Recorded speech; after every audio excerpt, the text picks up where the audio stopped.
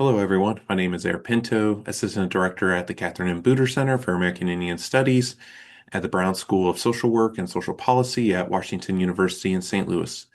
Thank you for wanting to come out to the 36th annual Buder Center Powwow. It will be held on April 11th from 10 a.m. until 9 p.m. with grand entries at 12 p.m. and 5 p.m. I'd like to give a special thanks to the Buder Center staff and Buder's scholars and our vendors, drum groups, dancers coming in town, everyone who's contributed to supporting us, which includes our sponsors and partners from the local community of St. Louis, just because this is the largest Native American event in St. Louis, and it really allows Native people to come together and also show a piece of Native culture to others in our community. Well, I'm creating this video because we have some updates with our parking situation. And I thought it would just be easier creating a video for you all to see and be able to visualize where you're going to park at and how to navigate through campus.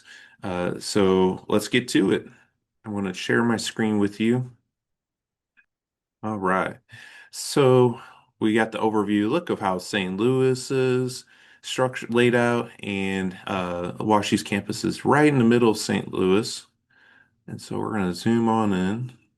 And so this is pretty much all of WashU's campus right here.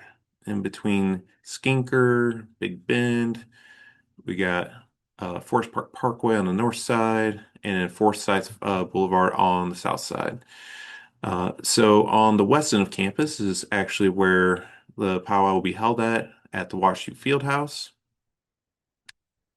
We have numerous parking areas, but as I mentioned, we do have some updates regarding parking. So typically we have a couple surface parking lots that we do utilize in past years, but unfortunately, these two lots here will not be open. They will be fenced off. You'll see fences. This road here may be fenced off as well too. Now we should be able to utilize the sidewalks in this area, but this gives you a little bit of an idea of like how we're navigating. All right, so on the south end of campus, south side of it, you have the Danforth University Center parking garage. So if you're on Forsyth, you'll want to navigate towards that parking garage. It's an underground garage, so go down below. You'll push a button to pull out a parking ticket. Make sure you keep that ticket because that's how you'll exit the garage. And then from there, you'll either take stairs or an elevator up to this ground level. The thing is, it kind of depends on which way you went. So if you're kind of facing towards Forsyth, what you'll want to do is follow these green paths towards the interior of the campus, and then you'll follow a major sidewalk, and you'll definitely want to go west, and you want to just make your way down towards Fieldhouse. And then another possibility is that you actually came out on that north side of the Duck or Danforth University Center. So once again, if it spits you out there, just make your way down that major sidewalk. We'll have some signs out to guide you along the way too. Just watch out for the fencing. You know, it's kind of unpredictable what areas might be closed off. Just kind of navigate around. Just in case, if this area here does get blocked off, you can go around this building here and utilize the other side of the sidewalk to get to the main entrance. And then for those who are coming into campus from Forest Park Parkway, what you'll want to do is you can utilize a couple different ways. So you have this road right here, and you have this parking garage.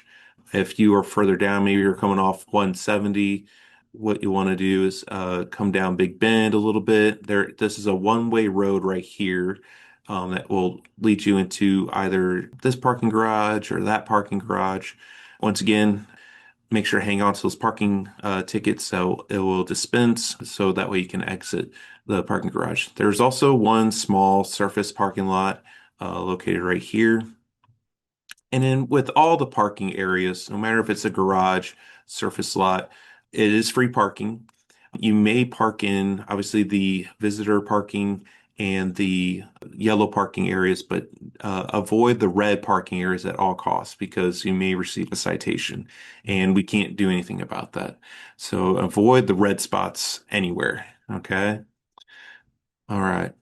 And so back to that north end of parking, coming from the parking garages, it's kind of the same thing. You'll want to make your way go south a little bit. There are plenty of sidewalks and pedestrian walkways that will lead you into the interior of campus. So as you can see, all these green paths will take you to the main sidewalk, and then just go west, and it will lead you to the powwow entrance. Now, when it comes to the field house, once you enter the building, you'll be on the upper level or the upper bowl of the arena. And there's actually access to that upper bowl to get an overview look of the powwow and the whole arena floor. You will have to take stairs or an elevator down to the lower level that will put you out into the main powwow floor. We do have concessions. They will be there from 10 a.m. until 7 p.m. I believe within the first hour of 10 a.m. to 11 a.m., there's a little breakfast hour, and after that, it's typical concession stand foods. We will also have a native food vendor who will be stationed out on this patch of grass in front of the main entrance outside. We have that. And then inside the powwow, along the perimeter of the main arena, you will see numerous native art vendors there, and they'll be selling, clothing, handmade items, all kinds of different things, jewelry. But with all these vendors, make sure to bring both cash and card. It's just at the vendor's discretion of what they prefer using. They might use both. So just be prepared for that. If you don't have cash on you, well, the closest ATM is a little bit of a ways away. So from the entrance, you'd have to make your way back east, like you're going towards the Danforth University Center. And the closest ATM is actually a little bit closer to our bookstore. So you would have to get towards the Malacrot Center.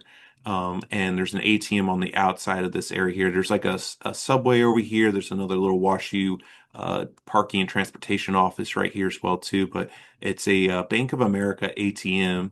And if you don't bank with that bank, then you can still utilize it. Like I don't bank with Bank of America. I withdrew some money, and there was just like a little small fee, I think a few bucks, in order to withdraw that. So just be prepared for that. For our vendors, food booths, drum groups, if you're having to drop off items, there is a loading dock on the back side of this building here. So I'm going to try and spin this around for us. All right, so this is still Big Ben.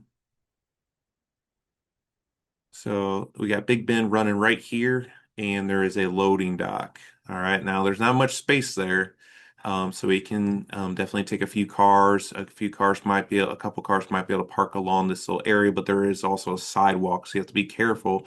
There is a bump here as well too, so just beware if your vehicle does tend to ride a little bit low. There's stairs right here, and we'll have volunteers who are assisting all the vendors bringing items in. And then when the power is done, also bringing them out and loading up vehicles as well too. Okay.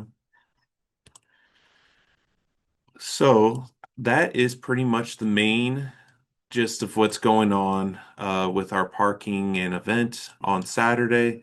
So if you have any questions, concerns, or anything, please reach out to us. Just visit our website, and we'll try to respond back to all the phone calls and emails. We're a small staff here, so please work with us a little bit, and we'll get back with you. And yeah, we're happy that you're coming on out. We're gonna have a great time. I'll see you there. Have a good one. Bye bye.